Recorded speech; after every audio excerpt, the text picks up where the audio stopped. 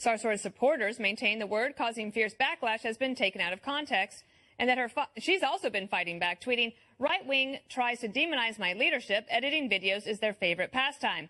Here now, Ben Shapiro is editor-in-chief of DailyWire.com, and Hassan Shibli is chief executive director of CARE Florida, a friend of Ms. Sarsour's, and was president when she made the comment. So, Hassan, let me start with you. Tell me how it was taken out of context. Well, jihad means to struggle for good, and she was very clear that it's our duty as Americans and as Muslims to put forward our best effort and to struggle to speak truth to power, to help the disenfranchised, to stand for the oppressed, no matter what the cost is of speaking out. And she's actually paying the price of speaking out and calling out the Trump administration's attacks on minorities, attacks against women. Linda's a revolutionary American Muslim, proud hijab sporting activist, and we stand with her. We're proud of the tremendous work she's doing to stand with all disenfranchised minorities to make America great by standing for justice and speaking truth to power, which is exactly what jihad is about. Okay, so I first read about this on the Daily Wire, but when you wrote about it, Ben, tell me why you think that it was not taken out of context when she calls for jihad against the White House. Well, I mean, it clearly wasn't taken out of context. Everybody I know who posted this story posted the entire video as well as a large portion of the transcript from what she said. I don't think anybody is claiming that she openly called for violence against President Trump, but jihad means more than just internal struggle or quote-unquote struggle for good. I mean, we all know that there are terrorists all over the world who invoke the word jihad as justification for what they do. And Linda Sarsour knows that, too. I mean, she knows how to make a headline. She is a radical anti-Semite who has backed terrorists in the past. She's a person who has said that I am Stop smearing her. Don't smear a woman who's not here to defend herself. You just don't like a vocal American Muslim woman proudly standing for justice. Don't smear a woman who's not here to defend herself. Shame on you. Okay, I'll talk about CARE instead. CARE is an organization that was an unindicted co-conspirator in the Holy Land Right, Foundation shift the topic. Exactly. Never indicted. Don't try to drown out the conversation. Let's talk about what jihad means. Jihad means striving for truth. Let me ask you, Hassan. Exactly what Hassan, let me ask you something. If you want to talk about context, let's talk about the full context. Yes, go ahead and ask me. Okay, this is what I want to ask you. The fact that she began this speech by praising a guy who has in the past talked about how jihad includes violent jihad. She started her speech with that. So let's not pretend that you can just, you're the one taking this one line out of context and then suggesting that it only refers to I encourage everybody just to listen to the speech for herself. So I listened to it, and I have a question to you from a communication standpoint. So she wants to be an effective activist. Surely she is aware that when the general public hears the word jihad, it's not necessarily about an internal struggle and standing up for people's rights. I mean, we do that all the time in America, like our country's actually built on that. So I'm curious why she doesn't think that she would get some backlash. If you're going to say those things, you are going to get, stir up a hornet's nest. Well, that's why it's so important that she used that word, because we must reclaim that word from the extremists that have misdefined it and misrepresented it. So Muslim extremists and anti-Muslim extremists have both hijacked and distorted jihad to mean something horrible, to mean exactly what jihad does not mean, actually. And the only way we can reclaim our words and reclaim our language is by leaders proudly and unapologetically using it in the right context so we can show the world what jihad really means. Jihad does not mean war, I think that you're like whistling past the graveyard, because that's already the reclamation, Ben. It's too late for that. Of course, no, it isn't too late. It isn't too late. It isn't too late. Okay, if it isn't too late, then I'd like to hear CARE come out right now and condemn the Muslim Brotherhood. Why would we condemn the Muslim Brotherhood? We don't condemn political organizations. Listen, let's not, again, every single time you want to try to distort the conversation. Why don't you condemn the KKK? Why don't you condemn the Lord's Resistance Army? Every time a Muslim comes up, you start condemning. You start asking Muslims to condemn. Muslims are human beings. We're proud Americans. We stand for peace. We stand for justice. We condemn all people. We condemn all people who engage in violence against human beings, against civilians. Take that for granted. We are one humanity, one people. Let's get to know each other. Let's not promote fear and hate of each other. All right, Hassan, I'll give the last word to you, Ben.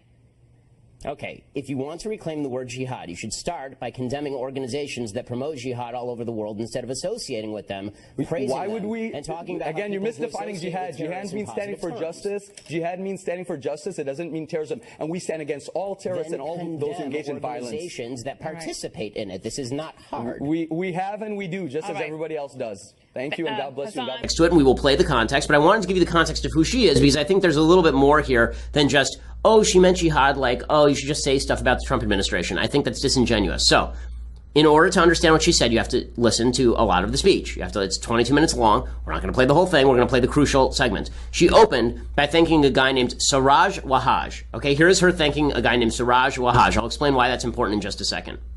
In these United States of America, if you sit back idly in the face of injustice, if you maintain the current status quo that not only oppresses Muslims but oppresses black people inside our community and outside our community, undocumented people, other minority groups and oppressed groups, you, my dear sisters and brothers, are then aligned with the oppressor. If you as a Muslim are standing on the sidelines, if you are neutral in the face of oppression in this country, you are not a patriot. You are aiding and abetting the oppressors in these United States of America. Okay, so it's not in that clip, but she did open by thanking this guy Siraj Wahhaj. This person, Siraj Wahhaj, is an actual terror supporter. I mean, he was listed as a possible unindicted co-conspirator in the 1993 World Trade Center bombings. He testified on behalf of the Blind Sheikh. He has a long history of speaking about jihad in the traditional way. There's a direct quote from him, I think this is from 1992, quote, "I will never ever tell people don't be violent. That is not the Islamic way.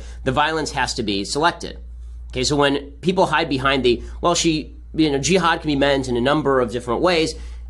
That's right. It can be meant in a number of different ways, and to pretend that it can't be meant in a number of different ways, or that when you use the word jihad it doesn't have certain connotations, is just ridiculous. So in that clip, you hear her talking what is basically typical leftism and putting it in the context of jihadism, right, or in the context of nonviolent jihadism, but rather Islamic resistance. It's kind of leftist resistance in an Islamic mask, right? If you sit back idly, then you are part of the oppressor, and you are not doing your duty as a Muslim. Okay, so that part is just typical lefty rhetoric. Here is the part that got all the headlines.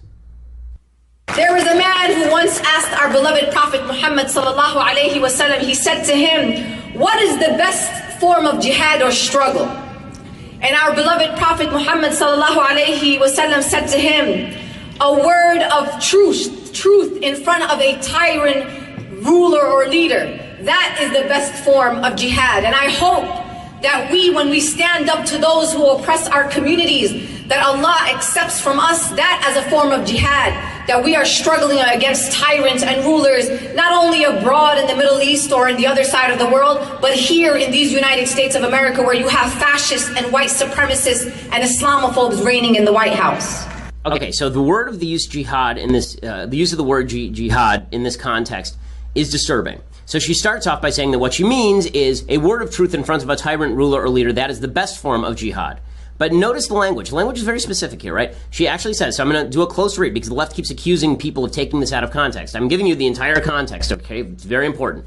She says there, I hope that when we stand up to those who oppress our communities, Allah accepts from us that as a form of jihad, that we are struggling against tyrants and rulers not only abroad in the Middle East or the other side of the world, but here in these United States of America, where you have fascists and white supremacists and Islamophobes reigning in the White House. So she is, number one, equating the Trump administration to, quote-unquote, tyrants and rulers abroad. I assume that this means Bashar Assad, right? I assume that this means, from her perspective, the Israelis. I assume that this means the Saudi government, or I guess she likes the Saudi government, so maybe the Iranian government. I don't know where she stands on these various Islamic supremacist countries.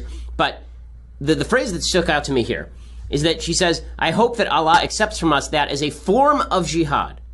A form of jihad. She is explicitly acknowledging in that phrase that there are many forms of jihad, and she is not disavowing all of the other forms of jihad. She's not saying the only form of decent jihad is speaking out against bad people. That's fine, right? No one cares about that.